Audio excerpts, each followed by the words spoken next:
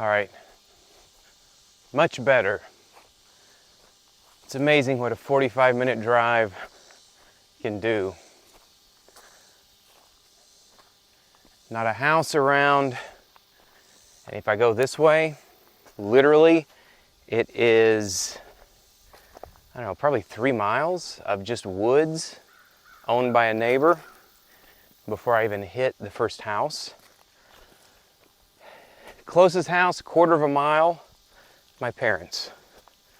Some people, of course, that's going to be terrifying, but it is what it is.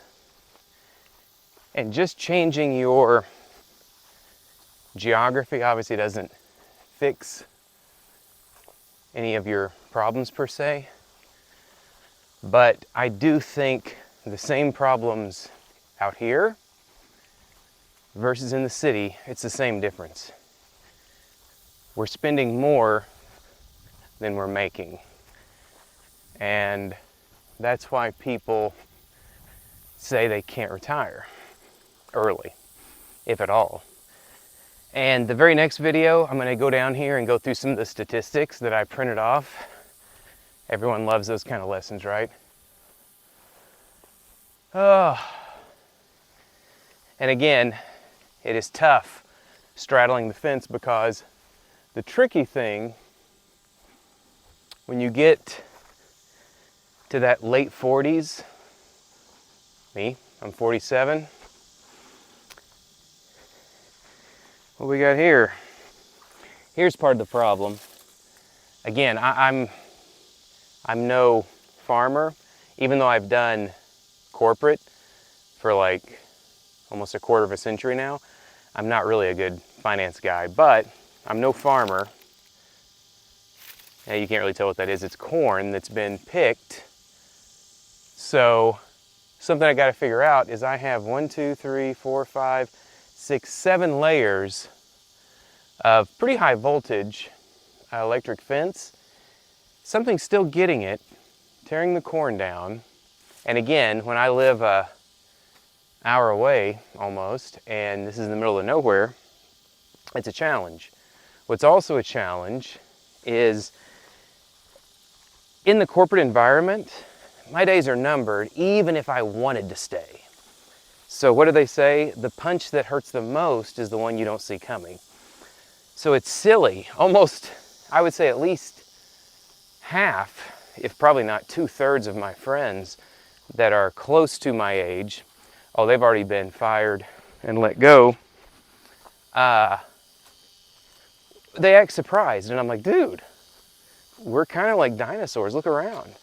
I mean, me at 47, I mean, I kind of know the game. I know how to roll with the punches. But especially with all this AI stuff they're pushing, yeah, I mean, my days are numbered too. I'm just trying to kind of beat them to the punch. In a perfect situation, if I could, and it's going to be interesting as we do this video, these videos, I am going to do all this planning. Like I said, I had my colonoscopy 2 days ago. I've got some other doctor's things. I'm getting everything ticked and tied. I'm going to switch over to a pretty good but really cheap insurance for all the people that always freak out about health and use that as an excuse to not retire early. Tune back later if you want to see if that works or not. I guess we'll find out together. Here's the other thing. Looking forward to, now that summer's winding down and the garden has been kind of a flop, and the tornado kind of blew part of my Zen den away. I got the boards here. Whoop, just got to rebuild it. There's a local quarry. I'm going to get some rocks. You know, little things that you figure out. Like you get a bag of rocks at Lowe's or Home Depot. A little bag of like 20 pounds is like $5. Okay, a quarry? Okay, I bought like, I think it was 6 tons for $30. So, in other words, they're making pretty good markup, unless their shipping's really expensive. Oh, sorry, I lost my train of thought. I was walking through the neighborhood. That was the first part of this video, like 12 hours ago. Whoop, but don't step on a snake out here. Again, things change. Here's the crazy part. I sprayed all this, killed all the grass and weeds. Now it's all grown up again. It's crazy how fast this stuff catches up. Anyway, man, it is grown up. Oh well. Where was I at? No, everyone's got an excuse of some type. Doesn't matter who you are. Maybe off the grid isn't your thing. Okay, that's fine. But do you really want to stay at corporate forever? And the big thing about that is the fact that the average person's bills, according to, you know, it wasn't just Financial Samurai, but that's a pretty good source. I went to several others. $4,700 a month. That's insane when the average income, the intake, is about $3,000 a month. Okay, that's like 75% more you're spending, and I guess that's why consumer debt has never been higher. And yes, at Walmart Corporate, we keep track of that because, I mean, this isn't any secret. Walmart relies on, you know, I mean, we make very low margin, that's public knowledge, profit, because we try to keep our prices super low because, I mean, 75% of our clients, for lack of a better word, are poor. I mean, they're the ones that are kind of struggling.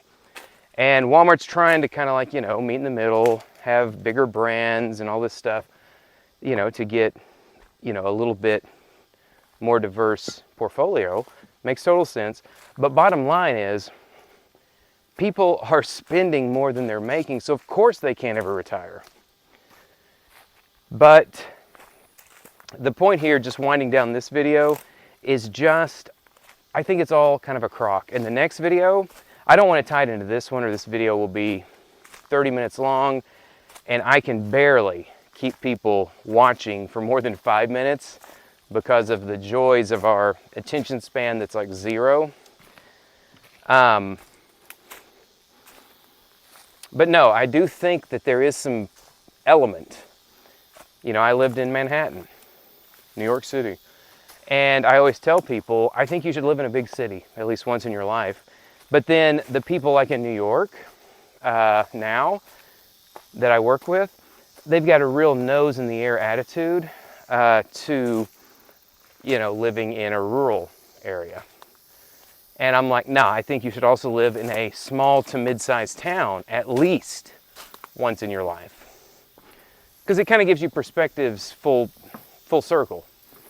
The fact that I can walk in Manhattan and I'm totally comfortable, but I can also come out here, literally middle of nowhere, house is totally off the grid, and I'm also totally comfortable. Doesn't mean that I'm right or have anything special. It just, I think this kind of diversity is a good thing. But I am definitely looking forward to moving into fall. Let's just put it that way. It is the end of August.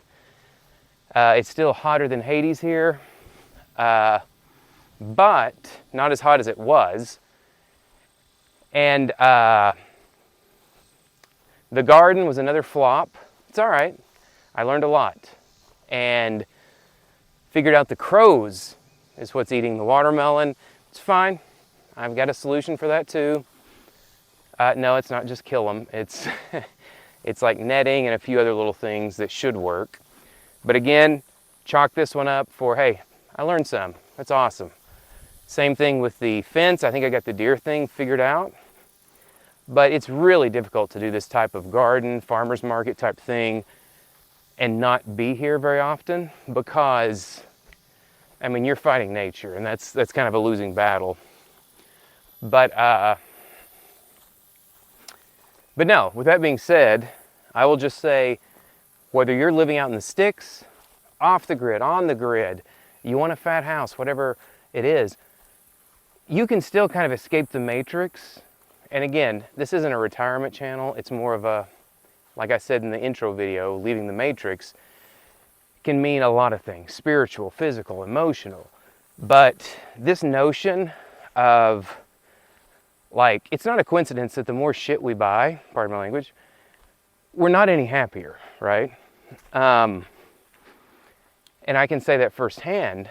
I mean, I have a samurai sword that collector's item, several $1,000s. I've got a Bishop's Bible before the King James, again a few $1,000s. I don't need these things. Sorry, I'm just looking at the corn. I'm assuming that was probably coons that have gotten in here somehow. So I'm trying to figure out, okay, what do I do about them? Anyway, so yes, I've traveled, I've done all that stuff. And I don't regret any of it, for the most part. It taught me a lot. But it comes full circle. Again, 30 years ago, I was like, dude, I got to get out of here. And I did. Lived in New York, did this, that, and the other. And then 30 years later, I'm like, you know what? I got to get back here. So I guess my point in this rambling is just that forget demographics or geography. It is what it is, right? Whether you're in the sticks or you're in the city or you're in a mid-sized town or you're like, yeah, man, I'm New York City. It's all the same show. And I think we can all still leave the Matrix, even if we don't want to kind of live here. You can still live in the city.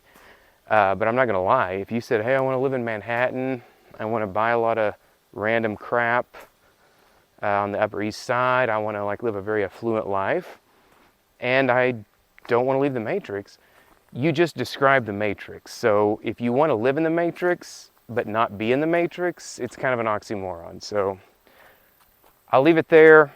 Next video, I'm going to actually look through those printouts that I keep referencing. Tune in if you want. If you don't, that's cool too. This is more of a diary than anything. Later, Gator.